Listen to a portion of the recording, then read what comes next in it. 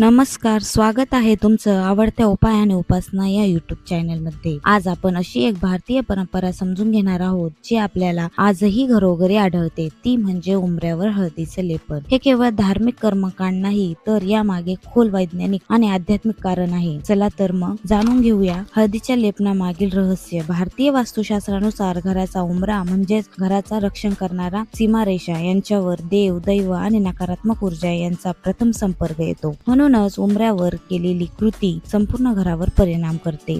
हळदीचे महत्त्व सगळ्यांनाच माहीत आहे.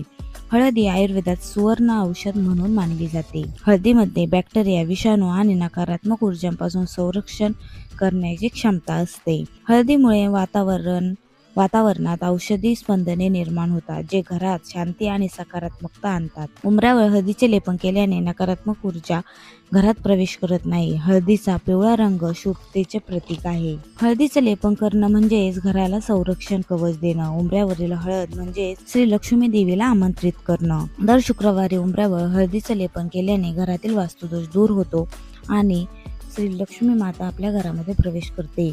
उंबऱ्यावर हळदीचं लेपन केल्याने घरात सकारात्मक ऊर्जा आणि सौभाग्य टिकून राहते. हळदीचं लेपन करण्यामागे वैज्ञानिक कारण म्हणजेच हळद हे नैसर्गिक जंतुनाशक आहे. डास आणि कीटकांनाही दूर ठेवतो. तर आजपासून तुम्हीही ही सुंदर परंपरा चालू करा. व्हिडिओ आवडला असेल तर लाईक, शेअर आणि सबस्क्राईब करा.